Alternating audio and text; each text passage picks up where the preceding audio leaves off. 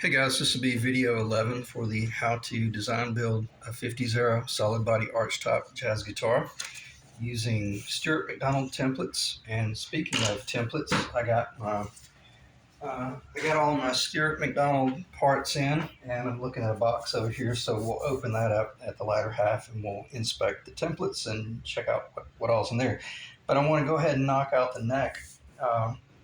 As far as the route work and talk about how I set up to do that and also how I monitored it as I was doing the work. So on that note, let me make sure the camera is rolling. Looks good. I'm going to leave this up here because I probably will use it to reference some of the radius and whatnot. So I'll try to remember that. But for the most part, basically in the last video, everything, all of this was cleaned up and ready to be relieved, other than the fact that I said I'd like to leave that on there until I do this final roundover work. And some guys will machine their neck like this, and then they'll shape the heel by hand. But and I've done that before, but I really found that it was easier for me to. Now, this is not finished machine work. I would still call this rough out machine work, but nonetheless, I found I was able to achieve a whole lot more rough out with the router just by designing a jig that set up here. Basically, just you just flush out the neck, the taper, and then you can just run your router across it. But if you have it flush, well, I'll tell you what, we'll talk about that in a minute, but I'll explain to you how if you have it flushed, you'll be limited in your travel. But if you do a stepped jig, then you're able to float up above all of this stuff and get much closer to your finished target. So how did I go about setting up for that? Again, it's basically I have it connected to my router station over there, so I don't really feel like taking it off. But nonetheless, as I mentioned, you got one or two options here. This is a 7/8 inch radius bit, and that's what I cut that neck out of. Very, very round, very much a C. But when I was doing the Les Paul custom restoration, I found that radius was a 1 inch. Again, these are not finished radius. They're very close to finish, but after you do this, you still have to come in and do all the hand shaping. And as the videos progress, you'll see what I'm talking about. But where I'm going with this, I had always used this 7/8 inch Freud that I got from Woodcraft. I couldn't, for some reason, I drew a blank. I probably bought this 15 years ago, and it's still great because I only use it strictly for necks. And I did use that 7/8 inch radius on that neck there. Nice, big, fat, round, chunky profile. But I was curious. I was curious about doing something different here. And I went ahead and used the 1 inch radius. And you know what, if to my surprise, this is the 54 profile.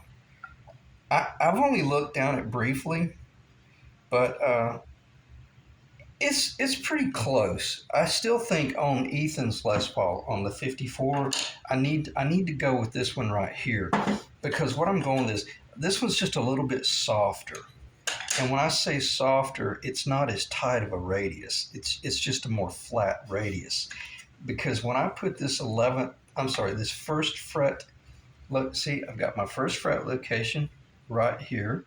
So I can go to the back, and I can use this template to kind of see it's not wide enough. The opening is not wide enough to go all the way across.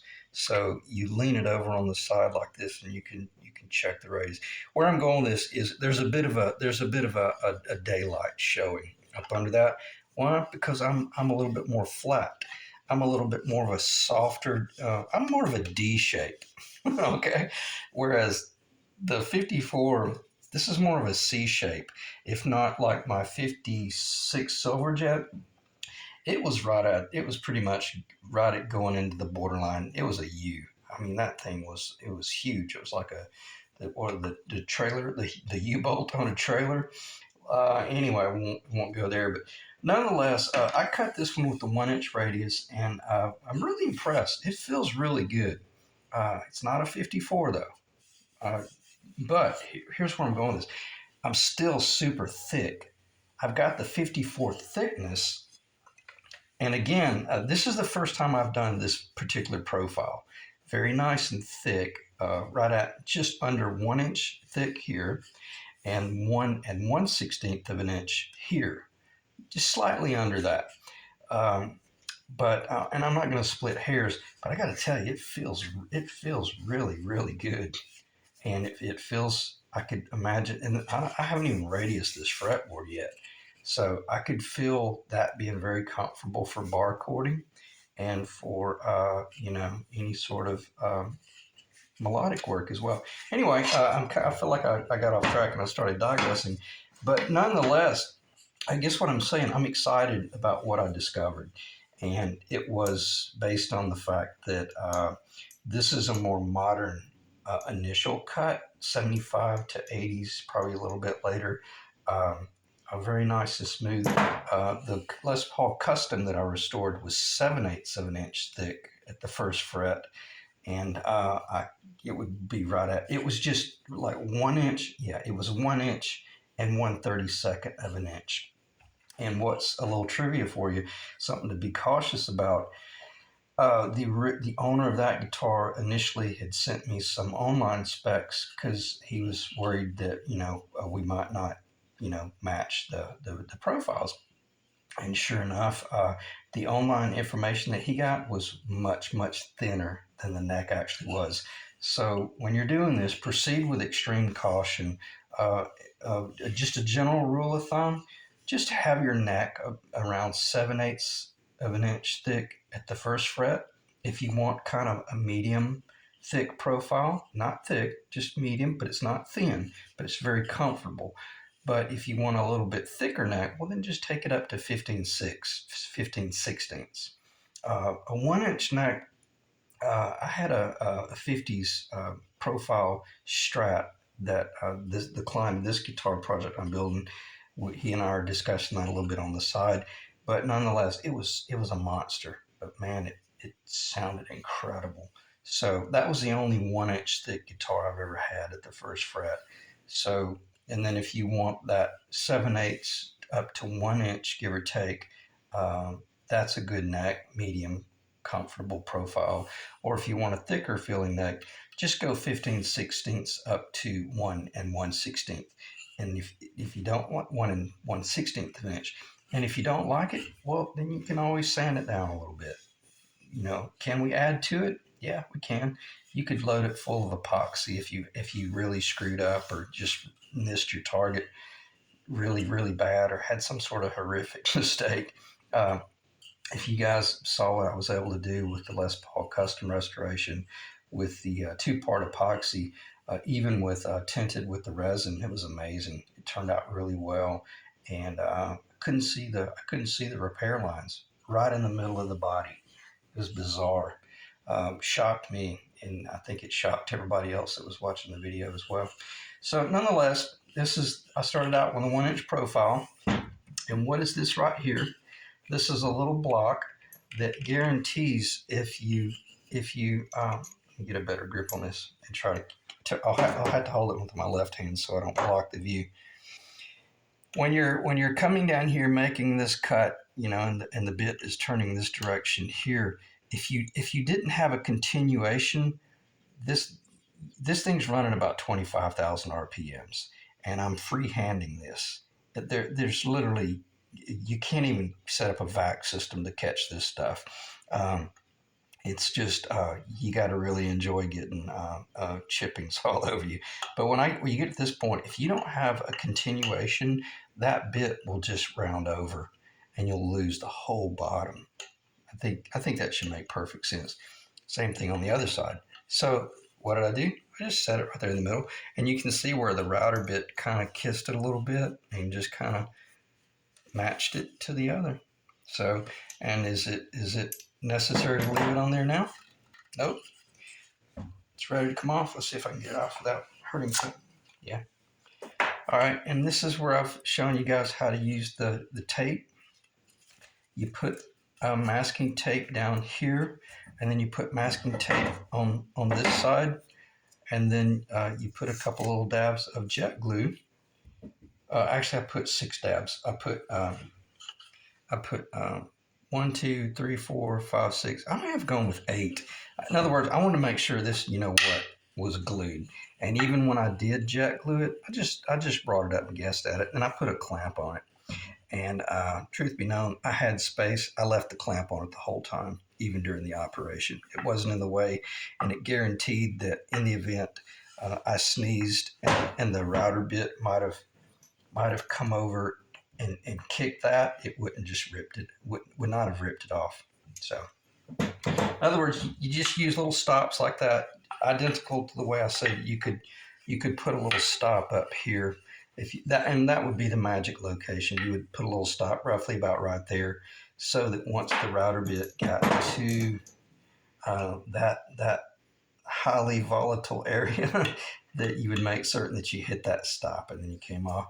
But again, I kind of cowboy that stuff, and I had some pencil lines drawn like this because I knew that was going to be my stop point. Let me get this tape off my hand. Because I knew that was going to be my stopping point, and as long as I just kind of kept an eye on it and watched it, and where I'm going with this, I think you guys should understand by now. I'm just trying to make certain that I don't get distracted and run this up in here and cut too much of that off. Could I have gone another 1/2 inch? Yes, but would I have gone another 1/2 inch? Absolutely not. Absolutely not, because once the ears are on here and I start blending this headstock profile into the neck, that's not something that can be machined in a complete pass. You have eventually got to sit down with some sort of carving tool, be it a chisel, be it rasps, which I love using rasp for that, and you got to hand work that in. So, you know, why try to come up here and take off another 1/4 inch and run the risk of losing your headstock joinery, the transition, when you got to shape it anyway. And for the most part, if you've never built a neck, I'd say stop back here roughly at the 1st fret, because that'll just guarantee that that'll keep you away from it, because you got to shape that anyway. And I say you got to shape it. If you want to know the truth, that's probably one of the most rewarding parts of the entire job, shaping that profile right there into your headstock and grabbing hold of it and feeling of it and just asking yourself, yeah, that feels great, or it feels a little fat, and maybe that, maybe that 7/8 of an inch profile is just way too round, way too baseball bat. Isn't it? Yeah, baseball batty, if that's a word. And maybe I want to go a little bit modern.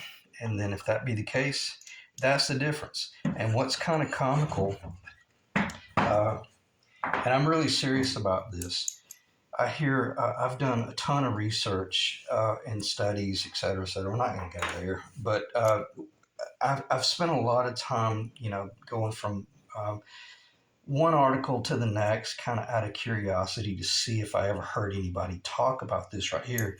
And I always hear guys say, yeah, I want the thick neck, I want the thick neck, I want the thick neck, I want the thin neck, I want the thin neck. Well, that's fine. And I'm not talking about this job here. I'm talking about just in general. All these guys on the forum, they'll say, yeah, I want the real thick, fat 50's neck.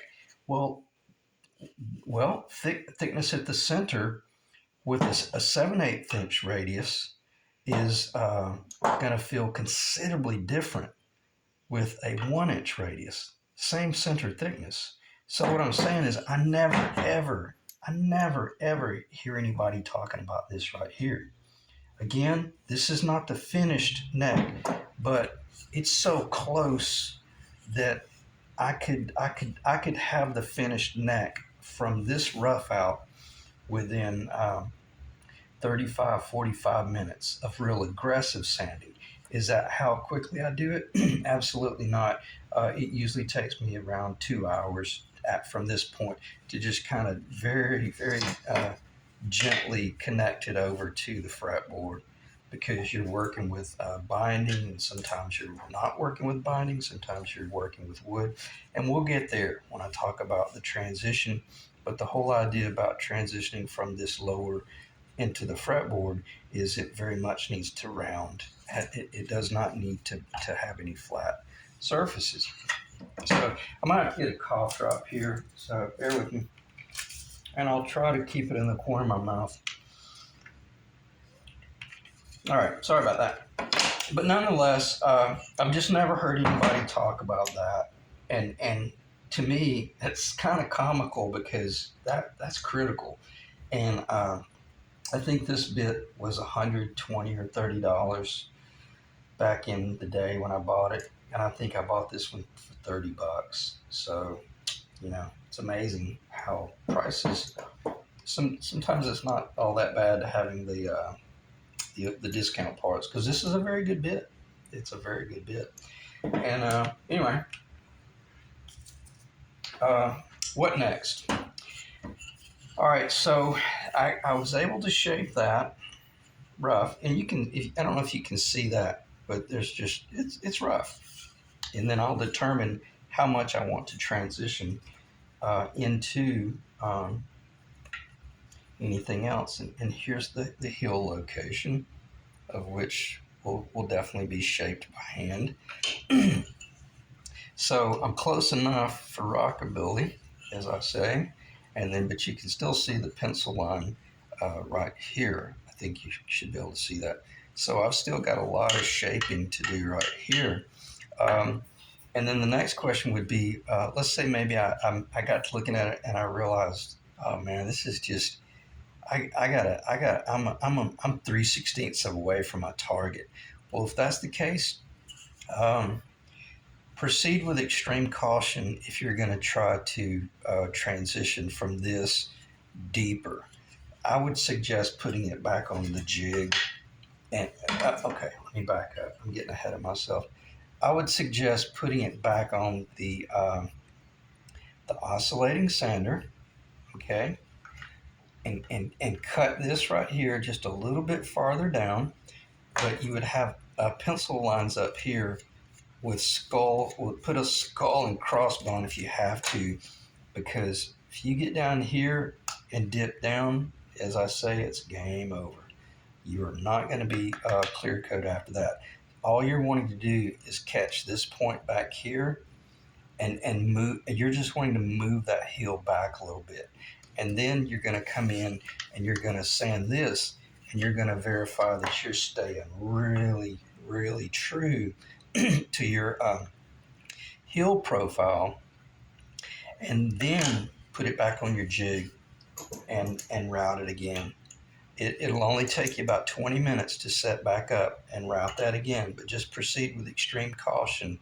But that'll be safer, and it will guarantee that you have a real pretty consistent transition, because if there's anything that is compound radius about that, that's some of the most compound radius work you'll ever see on the guitar is the heel, because it's just turning in all different directions. In other words, what I'm talking about is if this distance from here to here was just simply too much. Let's say you were scared and you started out and you were nearly an inch. Yeah, I'm sorry, I should have just given you the number. I think the magic number on the 80's Les Paul, it was 5/8 of an inch.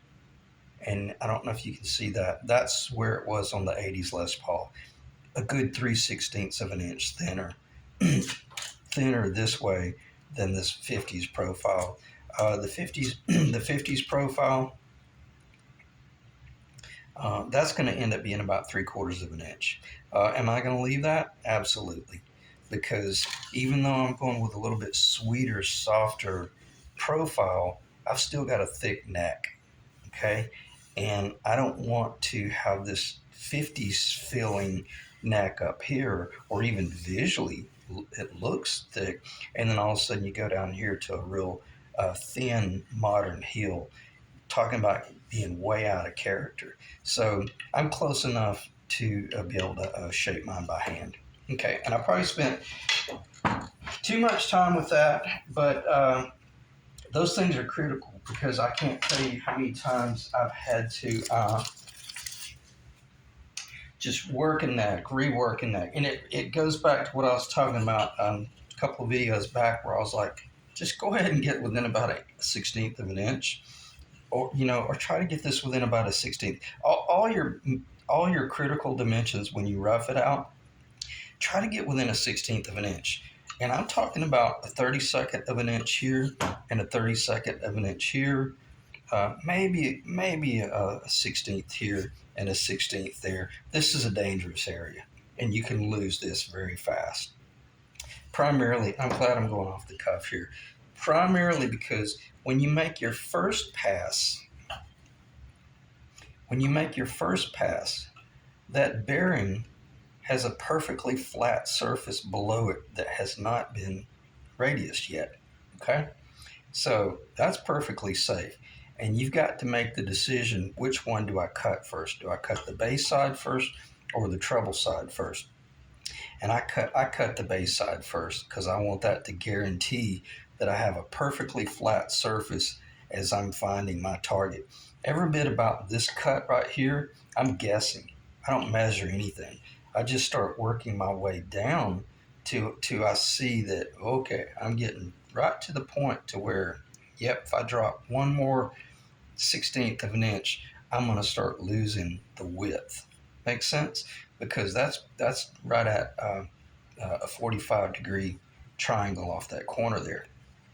But where I'm going is, once you flip this over, and in other words, you routed this one on the jig this way, okay?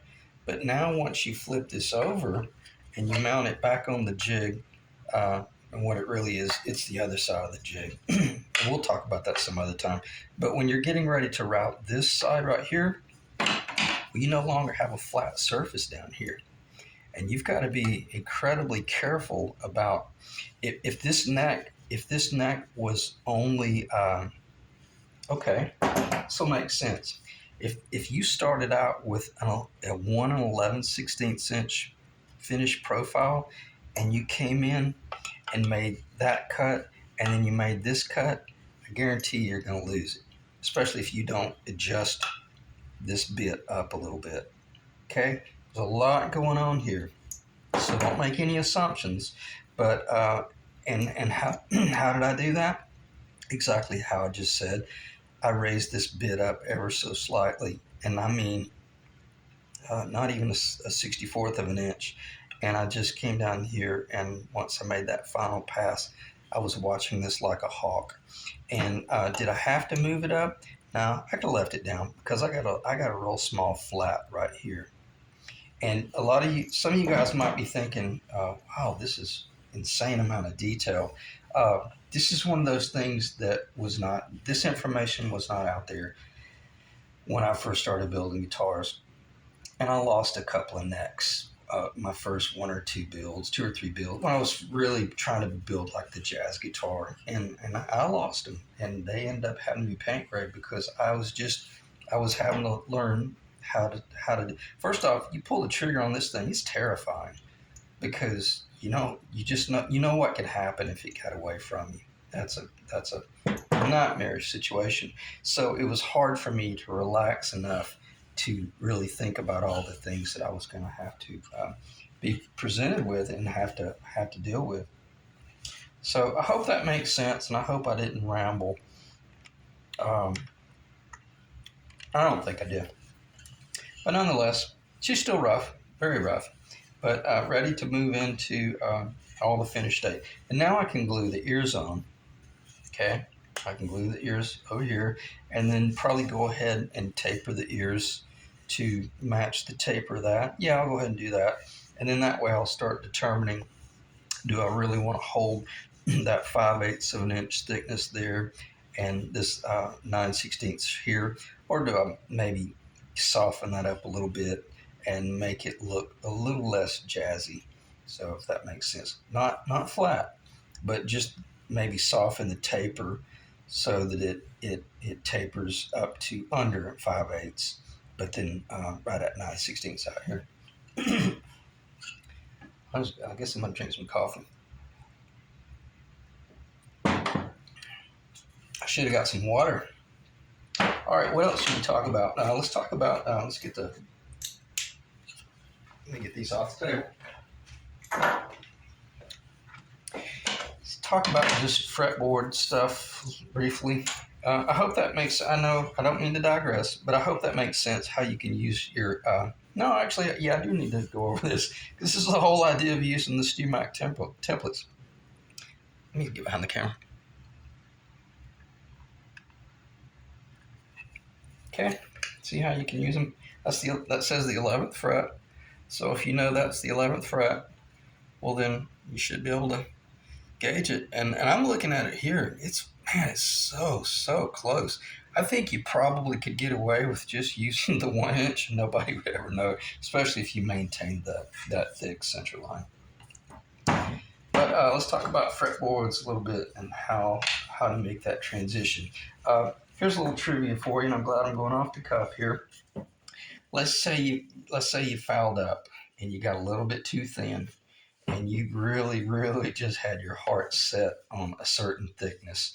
Well, you can make your fretboard. You can make your fretboard a little bit thicker. Not this thick. That's 3/8 of an inch. That's rough board before you start machining it down. But if you make a mistake, you can just carve your fretboard a little bit thicker if you're building your fretboard. If you're buying your fretboard pre-radiused, which I got the fretboard for this one from Stuart McDonald, 12-inch radius, 24.562 inch historical scale. And let's say, for instance, okay, let me stop talking about that guitar. Let me go back to just general conversation here. If you pulled that fretboard out of the box and you laid it up on your neck that you had been losing sleep over because you know that you carved it about just a little bit too thin, well then if you wanted to, you could come in here and you could just raise it up with a little fillet. And could you do all that with Type Bond? Absolutely. Nothing wrong with that at all. You'd put the Type Bond on this surface, and then you would put this veneer, just let it overhang long, but you better have a real serious straight edge clamping force ready, because as soon as the Type Bond glue hits this, it's going to start trying to curl on you, and it's going to go crazy. So get the glue on there, a moderate amount, lay this down, get your clamping force on it, put some serious clamping force on it. Let it dry for at least 2 to 4 hours. Don't rush this. If not, overnight. Because what you want to be able to do after you get back into the shop the next day, then you can come in and you can shape that and feather it into the lower, okay? And all you've done is just created a little bit of a lift. And now you put your fretboard on there, and will you feel that? It'll be night and day. It's amazing. It is amazing how you're going to feel that transition. And I can feel it right there. Is it substantial? No, but it sure is enough to make a difference in the feel. And I got to tell you, I don't have it in here. I wish I did have it in here. But there's a part of me, one of the main reasons you've seen my, let me grab it.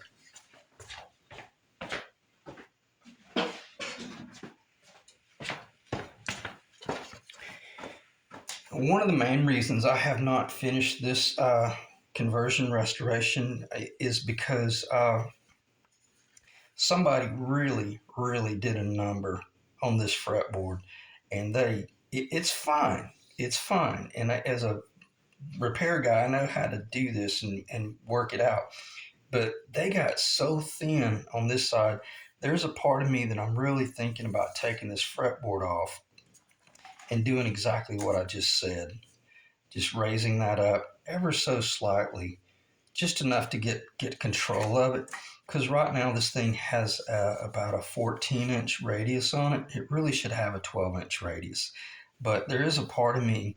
This thing has major divot wear in the fretboard, and to me that's a rite of passage. This guitar was owned by a player, and when I say a player, I mean it was played, and I don't like the idea of losing that stuff.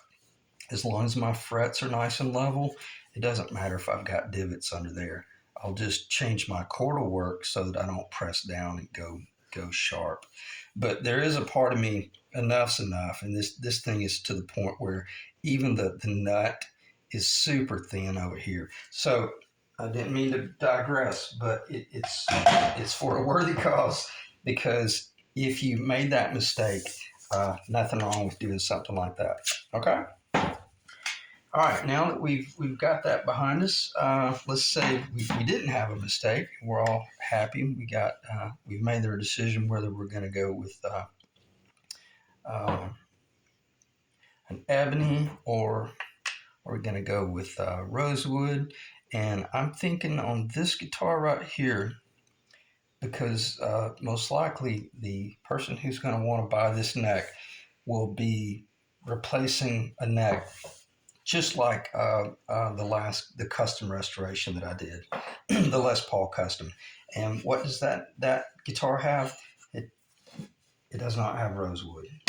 It has it has ebony. So I'm planning on right now using this ebony. But I got to tell you, this is bar none. I've been saving this for basically like a master grade jazz guitar.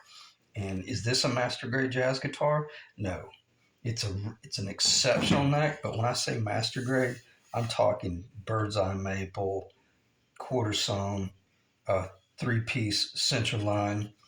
That lower would be deserving of this piece of ebony. This is gabbard ebony, and that does not have any stain on it.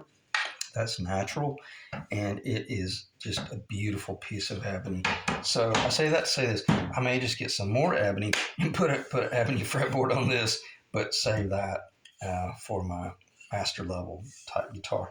So neither here nor there. But a maple neck needs to have ebony. But I don't think there's any reason to talk about the rosewood. The rosewood would be fine, and does rosewood sound good on maple? That's exactly what that is. And unbelievable tone. Beautiful, beautiful sound. It's just that a rosewood fretboard on a replacement Les Paul custom neck, it's not going to hold any value at all, because it's going to be a deviation from the original design. But one of the reasons I had mentioned getting the neck, this not being a finished neck, is because if you're building guitars, when you're at this point and you're gluing this fretboard on, every bit of this right here is going to be shaped by hand, where you're doing all the round over work. Okay, so that was the primary reason I wanted to have the two fretboards up there and discuss them a little bit. The only reason I put the frets up here is because you're at a point now where if you haven't decided on your frets, now's the time to either make that decision and get these frets ordered, because especially if you have a fretboard coming from StewMac that's machine 12-inch radius or whatever your radius is, this is going to go together very quickly. And where I'm going is, once you start moving in that direction, let's finish it. And I'm glad I'm going off the cuff about this as well. Don't just build this and then set it over in the corner for a week or two. You run the risk of all of these little corners getting dinged and damaged to the point where it might be irrecoverable, or at a minimum, it shouldn't have happened. But if you are going to pause the project, put this thing in a box so it's protected. But I say let's just finish the job, and if you've gotten this far, go ahead and get your fretboard ordered or be prepared to build it.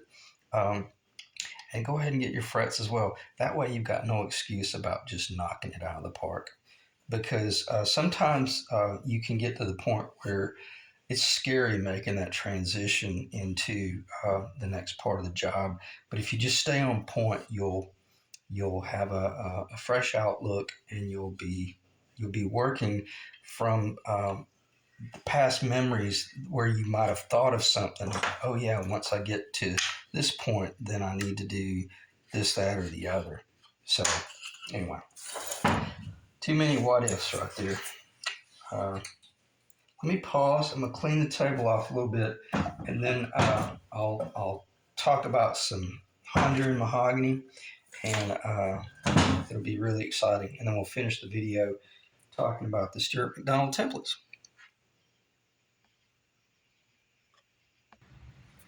I thought about something I need to cover before I move on. As you're working with the neck, especially before you went into this round over situation, this is when you need to make certain that you're nice and straight.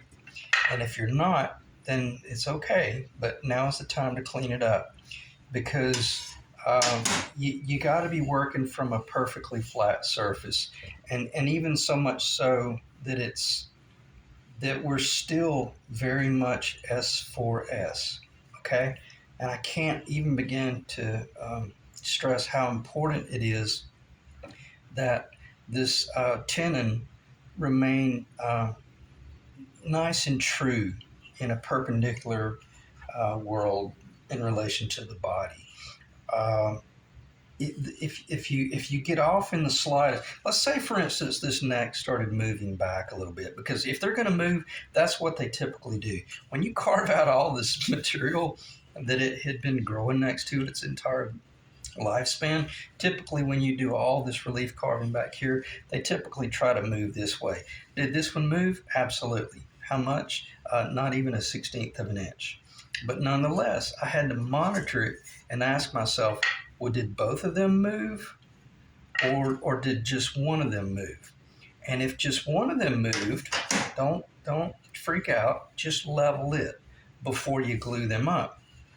And like I said, let them sit for a day or two. Really make certain that they're true. And then if you're getting ready to glue these together, and you pick them both up, and they're both nice and true, then you're fine. I can't even begin to explain to you how much I can guarantee you've got a great neck. Now, when additional problems might be revealed will be once you do all this mass route off, because that is an enormous amount of material gone, and I mean the weight changed considerably. And but after I did that route work, I came back up in here and I double checked and made certain that everything was nice and cool, and it stayed nice and true. But what it prompted me to do is to kind of give you an idea of one way you could do this. And I'm just going to kind of cowboy this. Just let me do it, and then I'll be able to show how you can do this. And you don't even need it. You don't even need a jig if you want to know the truth. You just put a clamp up here, because especially if you're a beginner, you don't need to be getting too close to this headstock anyway. And this might guarantee that it keeps you away. Okay, keep in mind, obviously it hasn't been radiused yet, correct? And this is what I meant by all you're doing is you're just, now I specifically designed this. It looks rough. I dropped it and broke it, but I epoxied it back together, and it's fine. But nonetheless, when I put this on there, I basically just lowered the router, and it cut right through that. Because when I'm cutting, well, I won't talk about it. I'm cutting on a stepped platform. My bit is actually hanging down probably about that much right there, because I'm up on a 3/4 inch platform higher. because I get dangerously close to that headstock. But in your situation, you could start out by running that bit ever so slightly, and then see how I've got the square back. Well, that square back, I can reach around with my right hand, and I don't know, some of you guys may know it, but my left arm, I broke it completely in half, and I can't hold on to this router.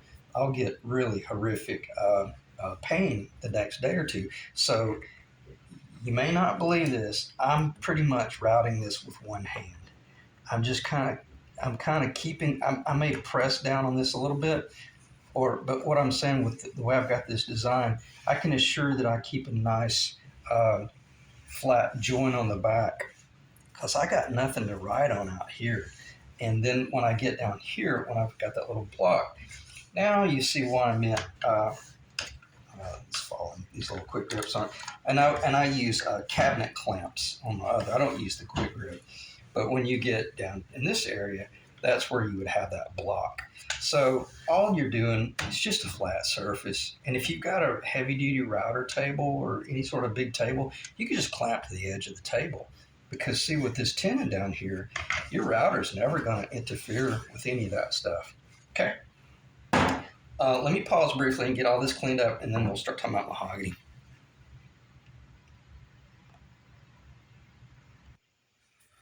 Okay, I'll try to remind myself to only spend about 5 minutes with this, but this is Honduran mahogany, and it's very much pink when you receive it. It's kind of ugly. You don't really realize how beautiful it's going to be until you start working it, start clear cutting and all that jazz. But nonetheless, it stains very well. It stains really nice as well. So if you wanted to do like the chocolate brown mahogany stains, the vintage look looks great as well. But I want you to hear this. So I'm going to I'm going to try to find a nodal area right here, and I'm going to do some tap tone, and I want you to hear. See if I can.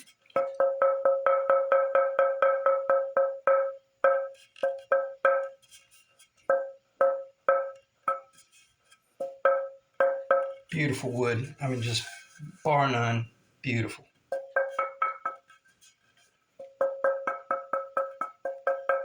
And it changes if you hit it in different locations. But nonetheless, light as a feather. Is it as light as cedar? No, it's not that light. But for this to be a hardwood, this is amazing. This is what I meant by woods that are just meant to be used for musical instruments, and that's why they were using this stuff. All the old Martin guitars, all the old Gretsch, all the old Gibson. You just go back as far as you want. The classical guitars, I've never built a classical guitar and I've never studied them, but I know a lot of the flamenco stuff that would have been in South America. I guarantee they were using this a lot, especially for the necks. Okay, so how do you go about using it? I'm going to spend about just a few more minutes with this. This is a 3-inch by 4-inch billet, and it's 30 inches long. And I'm going to be able to get 3 necks out of this. Maybe 4, believe it or not. If I didn't have a problem doing some joinery, and I'm not talking about scarf joints. I'm talking about maybe rather than cutting one big solid neck there and one solid neck here. If I didn't have a problem coming in here and splicing this a little bit, and then reworking it in a quarter sawn fashion, I probably could get 4 necks, but I probably would end up with a little bit more of that type stuff going on. And it's just your call as to how good you are at laying out in preparation for your rough out.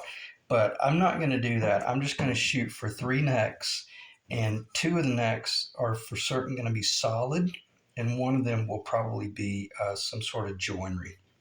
Anyway, I'm going to put this to the side. I just wanted you guys to see that. I've got the bodies upstairs as well, but I didn't want to start talking about the bodies because this whole series has, I mean, the last few videos has been all about necks.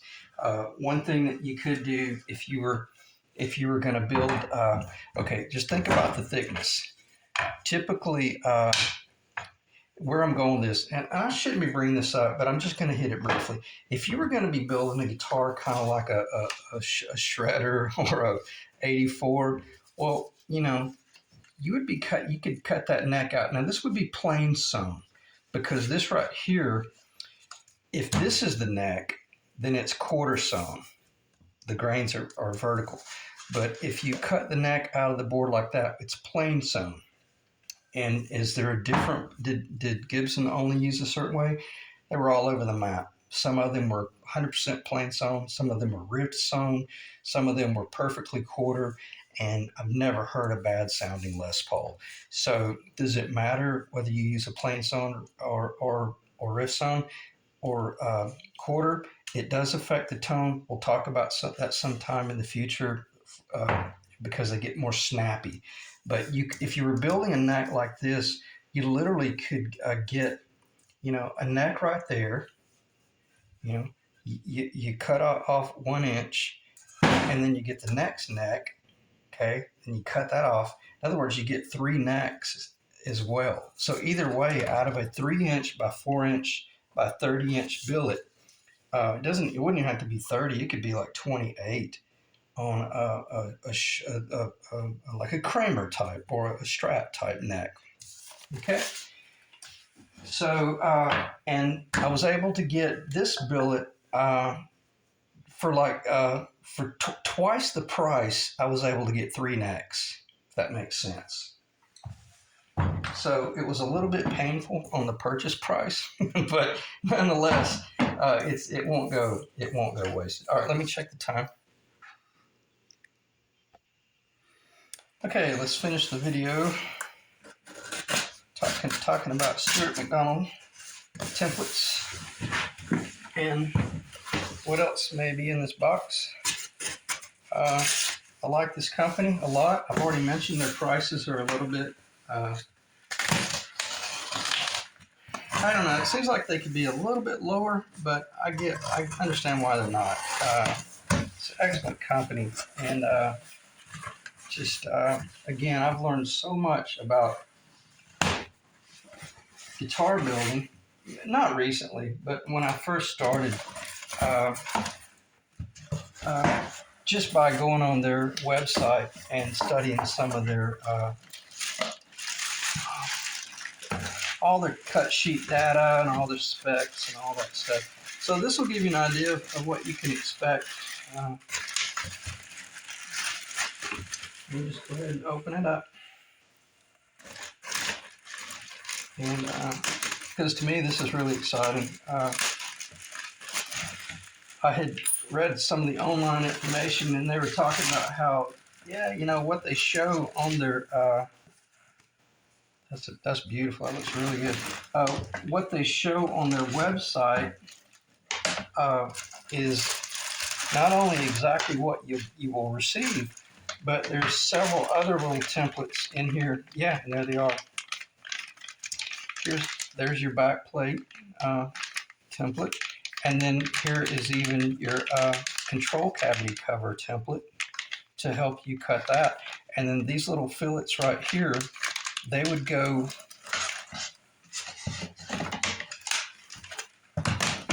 once you machine this out right here, and especially for the Seymour Duncan with the long legs, then you would come in and you would drop that down into the route, and then now you've got a guide to route out the for the feet.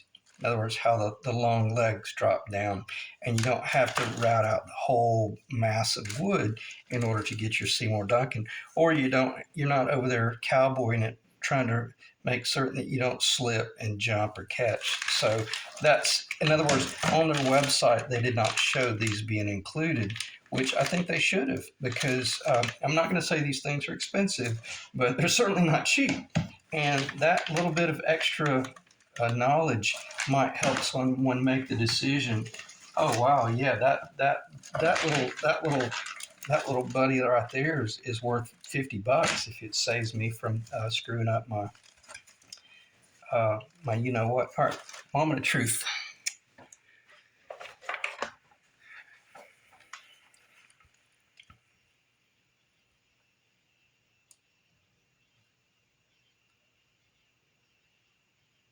Okay. Well, let me just put it straight on that one. That's interesting. And I'm going to have to look at some of the vintage photos and see, because this P90 location is obviously the same right there, the staple, but then it's floating a little bit high right here. So this is what I meant. If we're going to trust anything, we're going to trust this right here, because this is what I meant by these two holes right here will they will align. Where will they align? Okay. I can't remember exactly what they said. I think, yeah, they align with the tailpiece location. So you align those two.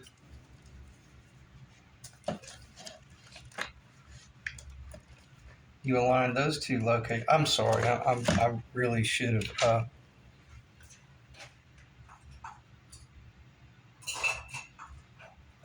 Should have been more prepared, but I wasn't expecting.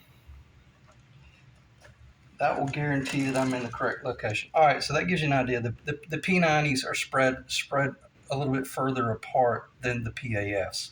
Okay, so the bridge P90 is going to be a little bit closer to the bridge, and then there you have it. So I think that was 50 or 60 bucks, but to me, that could be the difference in me missing something and making an assumption that was just way out in left field and could have been a nightmarish situation. So these look good, nice and thick, 1/4 inch clean. And I'm gonna speed up a little bit because I know this video is getting long, but should be good. Here's all my binding. 60 thousandths, 20 thousandths, 20 thousandths, 20 thousandths, 90 thousandths for the front. There's your fretboard. Beautiful. Look at that. Won't even need to be stained. Yeah, that's stunning. Stunningly beautiful. All right, that's exciting. 12-inch radius. Okay, let's see what it looks like on our neck. Even though our neck will be Honduran mahogany, but that'll give you an idea. Oh yeah, yeah. See that feels incredible. All right, I need to pick up the pace because if not, I'll start getting emotional. All right, what do we got here? Here's the neck templates. We'll go over this later on. Looks great. Tuner locations. There's the pitch. I guarantee. Look how thin that is. See what I'm saying? Super thin. So yeah, that's really cool. And there's your little heel, how it steps up. All right, this is exciting. And check this out, carving templates. That's the profile of the top. Keep in mind, if I'm not mistaken, I think these templates are based on Dan Erlewine's 59. He had an authentic 59 Les Paul burst, and if you look right here, these little tortilloid, that's like little tortoise shell. That will be the fret marker locations, the 3rd, 5th, 7th, 9th, 2th, 12th, 15th, 17th, etc. And in other words, that's what they would have used in the vintage era. It was kind of a melted tortoise shell in the bottom. I can't remember if I got anything else. I don't think so. But it's interesting how there's just a ton of paper in here. So there you have it. All right, let me check the time. We're at 54 minutes. Since I'm cutting off the camera, I'll just spend a little bit more time with the templates. But again, what would be really interesting, I cannot wait to compare this to my, I tell you what, I'm going to take a chance. I may make a fool of myself, but this is going to be really funny. See just how good I am at designing a Les Paul.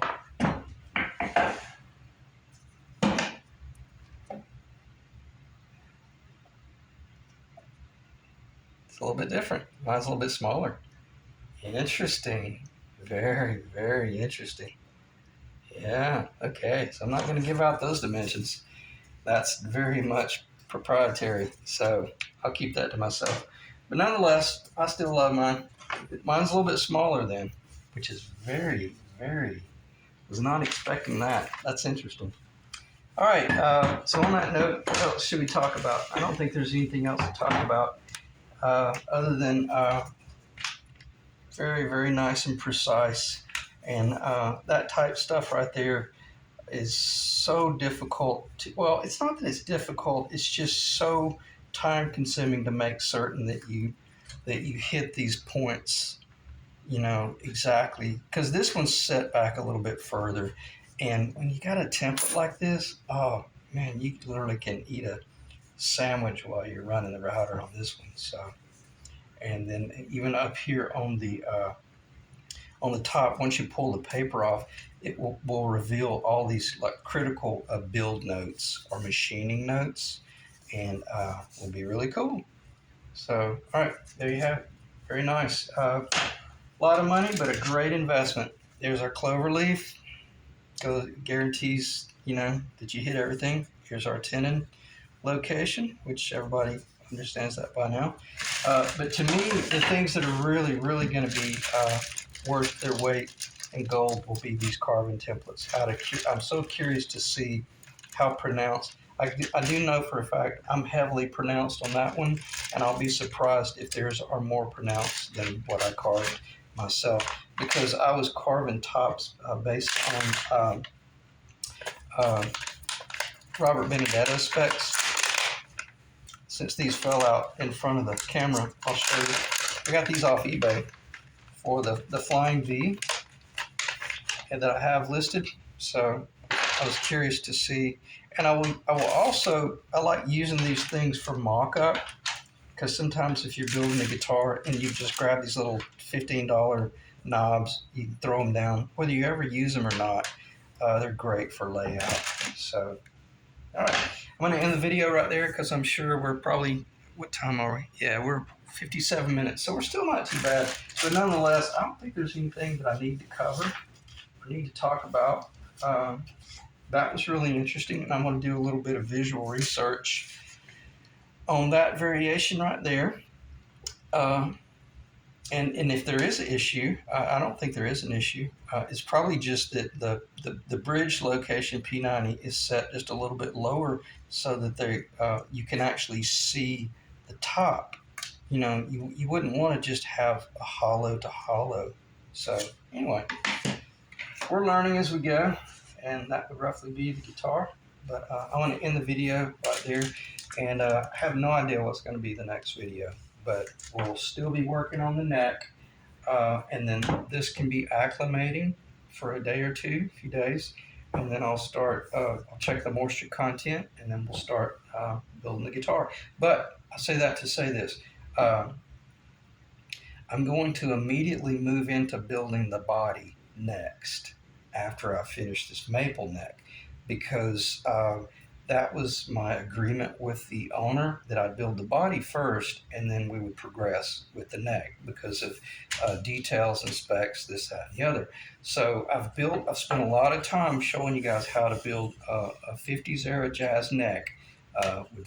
Could go on just about anything you could think of that hits at the 16th fret. So now it's time to transition away from the neck, the mind-numbing details of the neck. Let's start talking about the body and what we need to do to move in that direction. So it's going to be cool. All right.